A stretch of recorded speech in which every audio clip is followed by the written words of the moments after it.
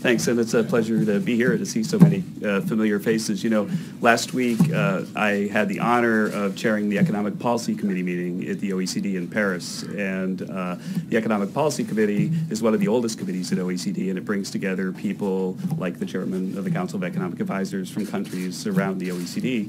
And at the meeting, they were going through the staff recommendations of the OECD for creating economic growth in countries around the world. And the three main points of the staff recommendations were tax reform, infrastructure, and deregulation. That if a government pursues those things, then they can produce more economic growth. In fact, there was widespread acclaim for the president's approach towards corporate taxation in particular, because the OECD has been calling for us to reform our corporate tax code for almost a decade. And so the idea right now that this corporate tax reform is close to the finish line is celebrated not only by us in the White House, but by people around the world who have recognized that us having a non-competitive tax code, the highest corporate tax on earth, a worldwide system that rewards companies for locating activity elsewhere is bad not only for us but for the world economy, because a vibrant U.S. economy is good even for our friends in the OECD. And with that, I'm pleased to see that the House Ways and Means Committee and then the House have passed this bill and that it's out of the Finance Committee, and look forward to the Senate moving forward right after the Thanksgiving break. And I guess I promise, I'm not good at this, I don't know what the protocol is, but I'll start in the front row and then work back. Perfect. Yeah. Yeah, that's right. I'm just an economist. Kevin, I know you're an economist, but there's obviously a political component to all of this. You've got at least 6 senators up on the Hill, including Ron Johnson, saying that they can't support the bill in its current form or they have serious concerns about it. You can only afford to lose 2. Are you confident that you can get this passed through the Senate, or could the president run into another situation like he did with Obamacare, that he wins the House and then loses everything in the Senate? Well, you know, there's an old joke about economists that there are 3 types: those who can count and those who can't. And it takes a while for that one to sink in. The fact is that the president has supported from the beginning regular order, because he doesn't think that we have to wait until the thing becomes law to learn what's in it, that the right thing to do is to expose the bills to scrutiny and debate. And Senator Johnson, I met with him yesterday in his office, has some serious concerns, and it's appropriate at this point in the legislative process to bring those forward. And you know, I'm hopeful that people can work it out, and that everybody, even Democrats, will end up wanting to vote for it. And so I'm not sure about the etiquette for follow-up, so I'll try to limit people to one, because there's a lot of hands. Trickle-down economics is going to work this time when it hasn't worked before? So trickle-down economics is something that, you know, I guess people who criticize the idea that taxes affect the economy will use to characterize approaches like the one that we're pursuing. But I don't think that the idea that's, you know, celebrated by even the, you know, nonpartisan staff of the OECD, that if you have lower marginal rates you get economic growth, is voodoo economics or controversial at all. I mean, the fact is that countries around the world have cut their corporate rates and had broad-based reforms like we're doing on the individual side, and then seen economic growth result. I don't think there's anybody who thinks that you'll get no growth or negative growth for this. Maybe there are a few people, but in every economic model I've seen, you get growth, either a lot of growth, or sometimes, if it's a closed economy model, a little growth, but you get positive growth out of this, and that growth will benefit workers, and let's talk about that. So right now, the way a U.S. firm avoids U.S. tax is they locate activity, say, in a country like Ireland, instead of here. And so if you build a plant in Ireland, then you can sell the stuff back into the U.S. And when you sell the stuff back into the U.S., then it increases the trade deficit and doesn't do anything for American workers. But it does increase the demand for Irish workers and drive up their wages. And so what the president wants to do is cut the rate to 20% and build guardrails around the tax code so that people can't transfer price everything to Ireland anymore. And if we do that, then the people who benefit will be the workers here in the U.S. who have increast demand for their jobs. I said no follow-ups if we could help it. So I'm going to go back this way, then I'm going to switch sides. So yeah, I'm sorry I don't know everybody's name. One of Senator Johnson's concerns is that this bill does not do enough for medium-sized and small businesses. Can you talk about what the bill does do for medium-sized and small businesses? Sure, and the fact is that I want to remind everybody that the president has really three main non-negotiables for this bill: that there's a 20% corporate tax rate, that there's a big middle-class tax cut, and that the bill simplify the tax code. And we believe, after analyzing the progress on the Hill, that both approaches satisfy the three main objectives. And so the question then is, moving forward, what do they do about pass-through entities? What do they do about this? What do they do about that? And we at the White House don't want to get ahead of that process. The president supports regular order because that's really how deals get made and how bills become law. The fact is, it's urgent that we get a 20% rate for America's workers, and it's urgent that we get a middle-class tax cut for America's workers. And the details about, like, exactly when the small business things kick in and out are things that we're watching them work out up on the Hill. And we encourage them to pursue regular order because they need to listen to everybody and get the votes they need to make this law. I'll go to the lady right there. I'm sorry. So Come this way. one of the major differences between the House and Senate bill is the elimination of the non-taxable tuition waivers. So while they're trying to reconcile their differences on that tax reform bill, what do you foresee which could potentially move this tax burden to a lot of young Americans? That's the kind of detail that we're letting Congress work out. The fact is that they're finding the coalitions that they need to pass the bills in the House and the Senate, and we support that process. We support regular order. We support the transparency that's leading debate about issues like this. And sorry, now I said I'd come over here. Yeah, thank you. Kevin, thanks for being here. On one of your TV appearances yesterday, you said that an average family, when this is all said and done, could accumulate a savings, a benefit of $4,000. That's a lot of money. It's a lot of money. Can you walk us through that? Sure. And for those of you, and I see some nerdy-looking people out there, so I'm sure that there's people that want to do this, that we've got 2 CEA reports that go through this in gory detail. And the fact is that you can get to numbers like that 4 different ways. I won't try to do that now in the limited time that we have. But the basic idea is that back when we increased our corporate tax rate from 34 to 35%, we were kind of in the middle of the pack of OECD nations. Subsequently, what happened was that countries around the world found that when they cut the corporate tax, that their economic activity increased and the welfare of their workers improved. And then they very often did it again. A typical country, since our tax increases, cut its corporate rate 2 or maybe even 3 times. And for economists, what that does is it gives us an enormous amount of data to analyze, because there are countries that change their rate and countries that don't. And you can compare the experiences of those 2 types of countries. There's a big peer-reviewed literature that looks at that, including a paper that's by German economists that's about to come out in the American Economic Review. And what we do is we go through all those papers and we have charts that show, well, if this paper is true, what wage effect do you get? And most of the action is well north of $4,000, and that's where the number comes from. I'll go in the middle with the orange tie. One of the criticisms, Kevin, of the tax reform proposal is that the corporate tax rate is cut permanently. The individual tax rate phases out after 10 years. Why, in your view, is that such a good idea? So the president supports permanent tax cuts for the middle class and permanent tax cuts for corporations, and that's certainly the objective of the planners of this tax bill. But there are also Senate budget rules and reconciliation rules that are required to allow this bill to move forward with 51 votes. Of course, the hope for everybody is that when the time comes for these things to expire, that they get extended, as happened, I might add, even for the top marginal rate when President Obama came into office, and so they extended most of the Bush tax cuts, but even the top rate at the beginning, which interestingly they must have done because they knew that if you were to increase the top marginal tax rate during a recession, that it would be very harmful for the economy. So back then, there was bipartisan support for the idea that you should not lift the top marginal rate, and so there should be bipartisan support. There'd be economic growth effects of bringing it down right now. I'll go back down into the middle there. Robinson, One American News. The 2 bills are different in that the House bill repeals or does away with the estate tax and the Senate doesn't. And I know that was a big point for the administration, and Vice President Pence has voiced his support for repealing the death tax, as they call it. What are your thoughts on that, and do you think a final bill will include a repeal of it? I think that again, that's one of the things that the Senate and the House are working out. I know that the president very strongly favors the elimination of the death tax, and if that is in the final bill, I'm sure that he'll be happy about that. But he's listed his non-negotiables, and those non-negotiables I cited at the beginning. I'll go back to the far back now. Hey, thank you, Kevin. I appreciate it. Can you talk about this moment earlier in the week at the Wall Street Journal event? Gary Cohn was on stage, and the moderator asked a group of CEOs if tax reform passes, who here is going to increase their investment? And only a couple of hands went up in the room. Gary Cohn said, why aren't there more hands going up?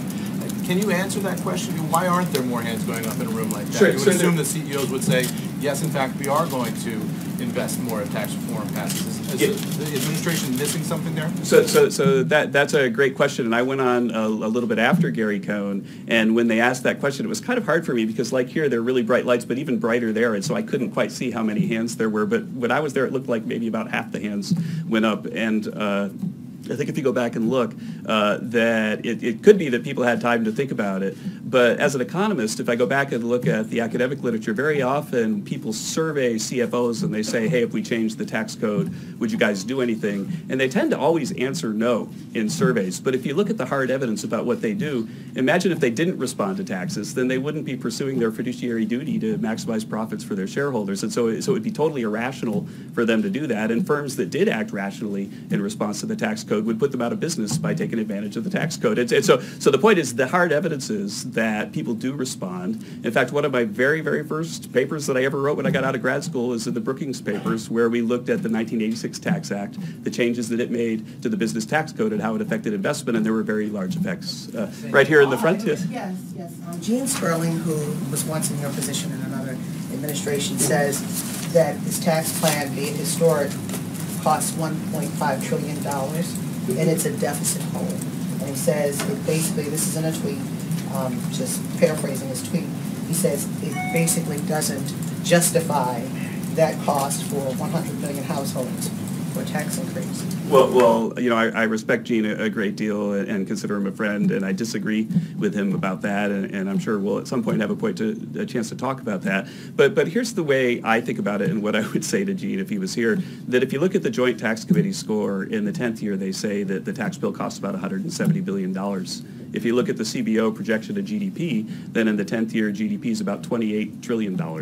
And so the amount of deficit that you're talking relative to GDP in the 10th year is only 0.6%. It doesn't take a heck of a lot of economic growth to cover that hole by the 10th year. And so the idea that right now we have the highest corporate tax on earth, generating almost no revenue because people avoid the tax by moving factories to Ireland, that if we fix that, if we repair it and make the U.S. an attractive place again, that it's going to blow a hole in the deficit, it's just not economically rational. And I know that the Joint Tax Committee score says what it says, and I respect the professionalism of that staff, but the fact is that the OECD has a study, which we'd be happy to email you, that says that the U.S. in the corporate tax space is on the wrong side of the Laffer curve, that we've got such a high corporate tax rate that we're chasing business offshore and losing revenue. And so the idea that this blows a hole in the deficit, I think, is just incorrect. I'll go to Purple Tie. Where John, right in front of me, left off when he asked about the phase out on the individual side. You're an economist, however, the two answers that you gave were both political. One, there's reconciliation rules, and two, hopefully politicians down the line solve it. But like I mentioned, you're an economist, so can you not make an economic argument as to why this is good economically for people? Oh, is it good for things to expire? Is there an economic argument as to why this is good for the country as it stands right now to expire within 8 years or so? If you lower marginal tax rates, broaden the base, lower rates, give the middle class a tax cut, if you cut the corporate rate, if you do any of those things, they're positive for economic growth, and they're less positive for growth if they expire. Expensing is kind of a strange thing in the sense that if you have expensing for a year, if you go back and look at U.S. history, very often in recessions, they'll put in expensing for a year to try to stimulate the economy. When expensing expires, it could actually have a short-run stimulus because people try to buy capital before the thing goes away. But for the most part, permanent tax cuts are far more impactful than things that expire, which is why if you go back and look at the Obama administration, when they were here during the beginning of the Great Recession, they even extended the Bush tax cuts at the top because they understood this. Right? Can I go right here and then I'll come to you? Great. And then that might be the last one because Sarah's standing up. I actually want to follow up on that. Okay, so sure. You all made a value judgment to make the corporate tax cuts permanent and make the individual tax cuts expire, even though you want all of them to be permanent. What's the rationale for having corporations have that certainty of knowing that they don't have to worry about what's going to happen in Washington while families are going to have to worry about what politicians do 6-7 years down. Sure. Well, those are the kind of things that are being worked out by Congress in order to create a bill that under Senate and House rules can become law. And the non-negotiables for us are both met in both bills, and we consider that good news. But the choices that the Senate has to make in order to acquire a coalition to make this law are choices that the Senate has to make, and we don't want to get in front of that process. The value, one way or the other, whether the corporate tax cuts. I think tax cuts that are permanent, of course, will have larger positive effects. So I'll give you less. Kevin, you've melded politics and economics here quite successfully, and I want to ask you a political and economic question. You've talked about growth covering what the Congressional Budget Office and the Joint Tax Committee say could be a deficit hole, a deficit implication of $1.5 trillion. That is going to be measurable over time. There's going to be a means by which either dynamic scoring or static scoring answers that question. And since it's on the mind of some of your undecided Republican senators, is this administration willing to commit to a review 5 years in to see if the growth models have held along your lines and the deficit implications aren't as large, or if they aren't, to reassess these tax cuts in order not to blow a hole in the deficit? I have not discussed with the president. I don't think Sarah has. What we're willing to commit to in terms of what we do 5 years from now. But I can talk. But let me talk about what we can be clear about today, which is that as the president came into office, the president's opponents were saying that 2% growth was inevitable, that we were stuck in a secular stagnation, that the president's policies couldn't deliver 3% growth, and that it was a cockamamie idea to assert it. We've had 2 quarters in a row of 3% growth. If you look at the fourth quarter data, it's suggesting at the Atlanta Fed they have GDP now, which is about 3.2 as of yesterday. So it's saying that we're growing at 3%. If we take that momentum into next year and add a tax cut, then we're quite confident that one should be able to expect sustained growth at that level or above. And with that, I think I have to hand it back to Sarah. Thank you so much for being so gracious with your questions. Thanks, Kevin. Thank you, Kevin. Major, he's right, I haven't spoken to the president about that, but I do appreciate that that the president will still be here in 5 years. So I like that vote of confidence that you would know that we will be here to take that review, and we'll be sure to raise that with him. We'll go back here. Thanks, Sarah. I have a non-Roy Moore question for you. Can you say definitively, I want to ask you about the Lebanese Prime Minister Hariri. Can you say definitively from this podium that he has been not been held hostage by the Saudis? And does the president plan to speak to Prime Minister Hariri at all?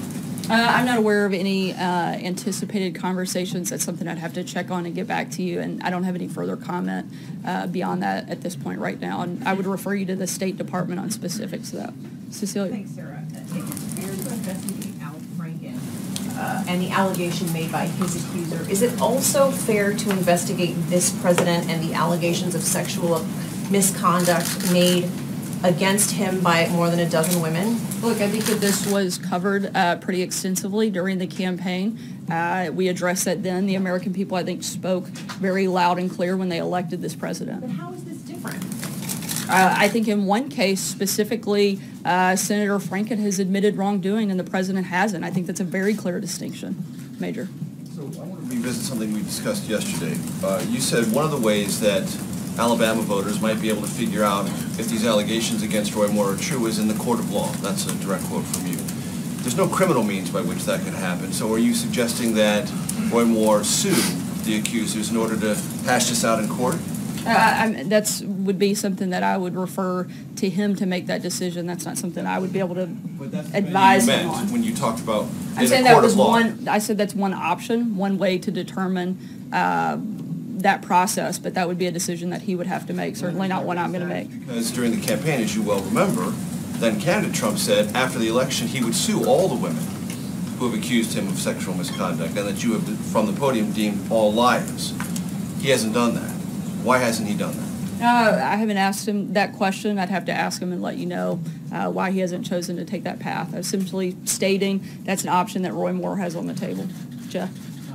Some critics have said that it was hypocritical of the president to tweet about Al Franken and not weigh in on Roy Moore. He has weighed on Roy Moore. He did it while he was on a foreign trip in Asia. I did it repeatedly yesterday. In fact, I took about 15 questions on that topic and only one on Al Franken. So to suggest that this White House and specifically that this president hasn't weighed in is just inaccurate and wrong. He weighed in. He said if the allegations are true, he should step aside. He also weighed in when he supported the RNC's decision to withdraw resources from the state of Alabama. It's just a simply inaccurate statement to make about the president. Sarah. Can you tell us whether the president believes the women who are making these allegations against Roy Moore, and would he be willing to ask the Alabama governor to delay the election or take a step like that to try to intervene in this electoral process in Alabama? The president certainly finds the allegations extremely troubling, as I stated yesterday, and he feels like it's up to the governor and the people in the state of Alabama to make a determination on whether or not they delay that election or whether or not they support and vote for Roy Moore. Matthew. Thanks, Sarah. In light of the national discussion about the importance of taking these kinds of accusations seriously, I wanted to check, is it still the White House position that all the women who have accused the president of sexual misconduct are lying? The president has spoken about this multiple times throughout the campaign and has denied all of those allegations. Blake. Thanks, Sarah. Let me ask you about something else, the pending potential AT&T and Time Warner merger. The president had said on the campaign trail back in October 2016, and I quote here, he said, "It was a deal we will not approve in my administration because it's too much concentration of power in the hands of too few." Does the president still feel that way? The president was asked about this a few days ago, maybe a week ago, while we were on Air Force One, and I'd refer you back to those comments. April? Sarah, is this an uncomfortable conversation about the sexual allegations for this White House, be it Al Franken or be it Roy Moore? I think it's an uncomfortable conversation for the country. I think that this is something that is being discussed pretty widely, and we certainly think that it should be taken very seriously, and it's one of the reasons I stand up here and answer your questions every day, and will continue to do so and continue to address them. Obviously, it's something that should be looked at, and I think it should be looked at widespread, not just in the political sphere, but in the business atmosphere and across the board in this country, and something we certainly, again, take seriously. Alex? I talked to Hillary Clinton today about the president's past, and going back to what Matthew said, she said, look, I worry about everything from his past because it tells you how he behaves in the present and will in the future. What do you say to that as it relates to these allegations against the president? I think Hillary Clinton probably should have dealt with some of those of her own issues before addressing this president. Alex? Two questions, one on taxes and then immigration. A recent Quinnipiac University poll said 61% of voters think the Republican tax plan will benefit the wealthy. Well, the White House has pitched this plan as a working class tax cut. Why the disconnect? And then on immigration... Let me answer that first question. Okay. Look, we've actually argued that this tax plan benefits all Americans. That's the point of it. Specifically, our priority is to target middle-class Americans and make sure that that is addressed first and that those people are prioritized in any piece of legislation versus either the House or the Senate. But at the same time, we want all Americans to benefit by a growing economy and a tax system that actually works for our country versus one that penalizes people. We're going to keep moving just because we're tight. John? Let me come back and ask you the same thing I asked Kevin. You've got 6 Republican senators either no or seriously on the fence here. Can you win enough over in order to pass this? And if the president gets snookered again by the Senate, what's his reaction to it? We certainly are still very confident that we're going to get this package passed, and we'd love to see some of the Democrats come on board and support this historic piece of legislation that we feel will be one of the great legacies of this presidency. The fact that you didn't get any Democrats in the House, how does that portend for getting them to the Senate? There's always hope. We'll hold out hope that Democrats in the Senate want to put partisan politics aside and put the people of this country first. We haven't ruled it out, and we're certainly going to keep pushing forward, and we're still confident we're going to get it done. Is it safe to say the president will not be pleased if he gets snookered by the Senate again? I think the American people will be the ones that won't be pleased because they're going to be the ones that lose out the most if this doesn't go forward. Salute. Thanks, Sarah. The administration put out a disaster funding request for about $44 billion today. It's much less than what a number of different governors and officials in the various impacted territories and states have requested. Can you explain sort of why the number is so low compared to what the local officials say they need? I don't think $44 billion is a low amount, and my guess is if you ask any average citizen across this country, they wouldn't feel like it's low either. Up until this point, Texas has not put any state dollars into this process. We feel strongly that they should step up and play a role and work with the federal government in this process. We did a thorough assessment, and that was completed, and this was the number that we put forward to Congress today. More requests forward in the future, specifically for Puerto Rico? Yeah, absolutely. At this point, the request that went in today of the roughly $44 billion primarily addresses Texas and Florida. Those storms took place ahead of Puerto Rico, and the assessment for Puerto Rico hasn't been completed yet. Once that's done, we fully anticipate that there will be additional requests at that time. Kristen? Sarah, thank you. Steve Bannon is sending a strong message to the establishment to back off of Roy Moore. Is the president's allegiance to Steve Bannon in any way impacting his response? The president doesn't have an allegiance to Steve Bannon. The president has an allegiance to the people of this country and nothing else. Has he spoken at all to Steve Bannon or any outside advisors? Not that I'm aware of. How concerned is he, Sarah, about losing this seat to the Democratic candidate who right now, according to the polls, is leading? Look, I think that the president is less concerned about the seat and more focused on the policy and the legislation that we're pushing through right now, like tax reform. John? In regards to that question regarding the supplemental request the president and the administration has put forward, $44 billion. Puerto Rico has requested $94 billion. Are they going to get somewhere along that order? I think half of the island is still without electricity. As I said, we're going to wait until that assessment is complete, and we'll make a determination at that point and see what the best path forward is. Did the president notify Governor Sorry, Abbott? John, I'm going to Did the president notify Governor Abbott of the John, lesser amount that he's I'm put going to try to be forward? respectful of your colleagues. Go ahead. Yesterday, the joint investigative mechanism was vetoed by Russia at the UN Security Council. And Ambassador Haley tweeted afterward that the veto proves that Russia cannot be trusted as a partner going forward in trying to solve the political situation in Syria. Does the president have any response to the veto first? What is the U.S. view going forward of how chemical weapons will be investigated and dealt with in Syria?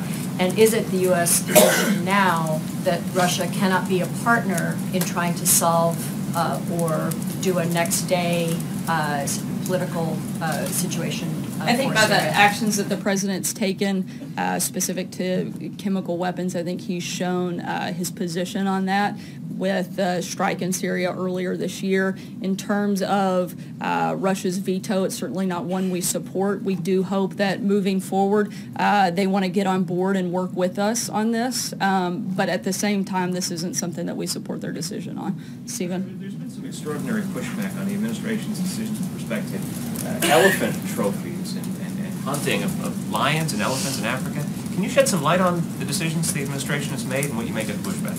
Yeah, this is actually due to a review that started back in 2014 under the previous administration, done by career officials at the Fish and Wildlife Service. This review established that both Zambia and Zimbabwe had met new standards, strict international conservation standards that allowed Americans to resume hunting in those countries. A ban on importing elephant ivory from all countries remains in place, but again, all of this was based on a study that was conducted that started back to the previous administration and done by career officials.